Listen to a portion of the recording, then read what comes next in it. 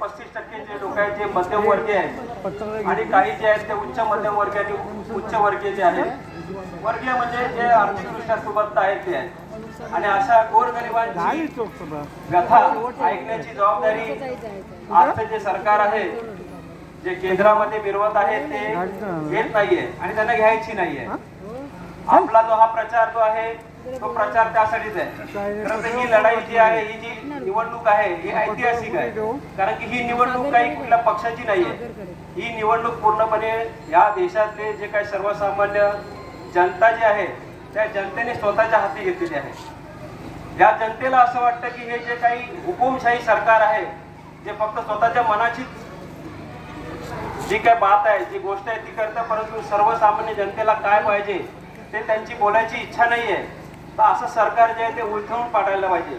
आणि ही भूमिका जी आहे ती तुम्ही महाराष्ट्रातल्या कुठल्याही कानाकोपऱ्यात जरी गेलात तरी देखील तुम्हाला दिसून येईल.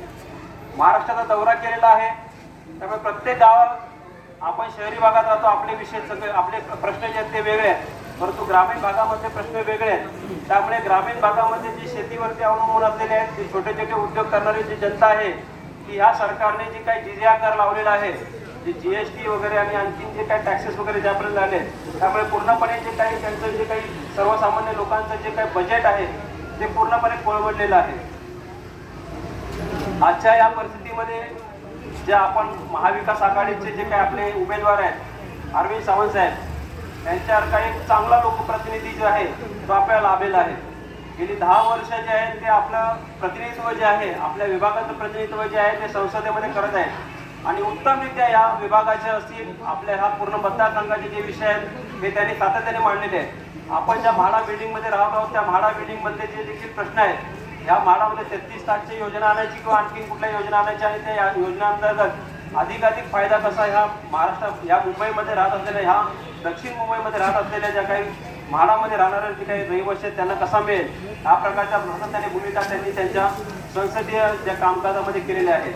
आणि इतरही त्यांचे बरेचसे चांगले काम आहेत जे त्यांनी उत्कृष्ट केलेले आहेत. आणि असा लोकप्रतिनिधी जो आहे तो आपण पुन्हा एकदा संसदेमध्ये पाठवण्याची जबाबदारी आपली आहे. कारण की ही जी निवडणूक जी आहे, ही निवडणूक जी आहे ती कुठली आहे ही समजून घेतली पाहिजे. ही आहे लोकसभा. आपण ज्यावेळेला नगरसेवकची निवडणूक लढत असतो त्यावेळेला आपले जे स्थानिक प्रश्न असतात, गटार पाणी वगैरे जे प्रश्न असतात ते आपण तिकडे आपण सोडवतो. विधानसभेच्या ज्यावेळेला असतात त्यावेळेला आपण राज्याचे काही विषय असतात त्याच्यामध्ये इतर जे काही शैक्षणिक सामाजिक विषय असतात ते घेऊन असतो.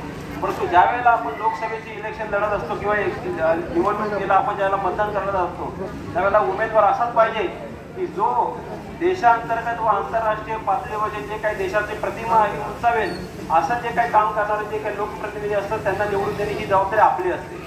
आणि मला निश्चितपणे आशा आहे आणि निश्चितपणे मला विश्वास आहे की आपण आपले जे विद्यमान खासदार अरविंद साहेब आहेत, सावंत साहेब आहेत, ते निश्चितपणे ती जबाबदारी पार पाडत आहेत आणि यापुढे देखील ते पार पाडत राहतील आणि आपल्या सर्वसामान्यांचे प्रश्न जे आहेत ते मार्गी लावतील. माझ्याकडे वेळ कमी दिलेला आहे मला, त्यामुळे मी काय फार बोलणार नाहीये. तर आंतरराष्ट्रीय लेवलवरती बऱ्याचशा गोष्टी होत्या, राष्ट्रीय लेवलच्या त्या आपल्या सर्वसामान्य लोकांना कळण्याची खूप गरज असते. कारण की ज्या परिस्थितीतून आपण चाललेलो आहे, ज्या केंद्राकडे बरेचसे कायदे निर्माण करायचे असतात त्यामध्ये कामगार कायदे वगैरे जे असतात, तर त्या कामगार कायदे काय ते आपला हा जो नवीन युवक आहे त्यांना सध्या तरी माहिती नाही. कारण की जी नोकरी करतायत त्यांना पूर्वी डॉक्टर बाबासाहेब आंबेडकर ज्यावेळेला कामगार मंत्री होते, कायदा मंत्री होते, त्यांनी युवकांसाठी, महिलांसाठी कामाचे किती तास असावे, नोकरी कशी पक्की कायमस्वरूपी असली पाहिजे यावरच्या भूमिका मांडलेल्या आहेत. परंतु आता जे सरकार जे आलेलं आहे त्या सरकारने जे कामगार कायदे ते पूर्णपणे मोडीत काढलेले आहेत. त्यामुळे हा आपला जो काही युवक आहे, युवती आहे, उच्च शिक्षण केले आहेत, गरिबी मी बघितली तुम्हाला आकडेवारी सांगितली की मुंबईतले जे काही झोपडपट्टी आणि मध्यमवर्गीय आहे तर तो जो वर्ग आहे त्याच्याकडे फक्त एकच साधन आहे शिक्षण आणि ते शिक्षण घेऊन आपलं स्वतःचं आयुष्य बदलण्याचं.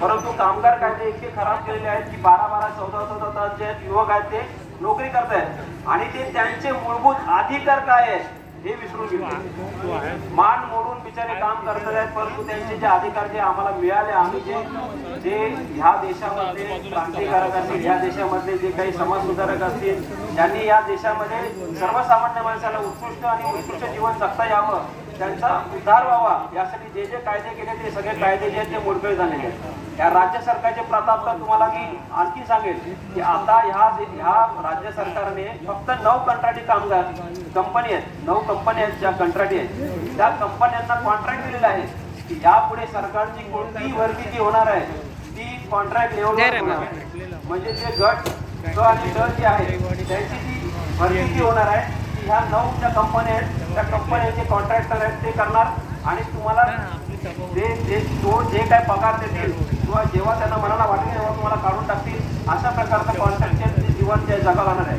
म्हणजे अस्थिरता ही प्रचंड प्रमाणात वाढलेली आहे आणि यामध्ये मूळ जो मुद्दा जो आहे ग्रामीण भागामध्ये परिस्थिती तुम्हाला थोडं सांगायचं इकडे येतो की जे ग्रामीण भागातील जे युवक आहेत त्यांचे लग्न होणं थांबलेलं आहे कारण की नोकऱ्याच नाही आहेत, पक्का नोकऱ्या नाही आहेत, कोण मुलगी देणार. आणि मुंबई सारख्या जे काही शहरी भागात आहे तिथेही हीच परिस्थिती आहे. युवती आणि युवक आहेत बिचारे म्हणजे आज नोकरीला उद्या आहे की नाही याची शाश्वती नाही. अशी परिस्थिती आहे. ही जी धोरणं आहेत, ही जी चुकीची धोरणं घेतली जातात ही जर बदलायची असतील तर आपल्याला केंद्रामध्ये बदल करावा लागतात आणि याच्यासाठी आपण तयार व्हावं लागेल. आणि ही इथं जमलेल्यांची जबाबदारी नाही, सर्वांची जबाबदारी आहे. आपण जे इथे उपस्थित आहोत त्या प्रत्येकाची जबाबदारी आहे की आपल्या जे काही नातेवाईक आहेत जे मुंबईमध्ये पुढे राहत असतील त्यांना आणि आपले जे परिचित मित्रपरिवार असतील त्यांना आपण सांगितलं पाहिजे की बाबा परिस्थिती काय आहे. थोडंसं झोपेतून जे अंधभक्त मंडळीची वाढत चाललेली आहे त्यांची जरी संख्या वाढत आपल्याला वाटत असली तरी देखील ती संख्या आतापर्यंत आटोक्यात आहे. कारण की ते जो संसर्गजन्य रोग आहे त्याचं प्रमाण आता थोडंसं बरेचसे लोक जे ते शुद्धीवर यायला लागले, त्यांना त्यांच्या चुका कळायला लागल्या.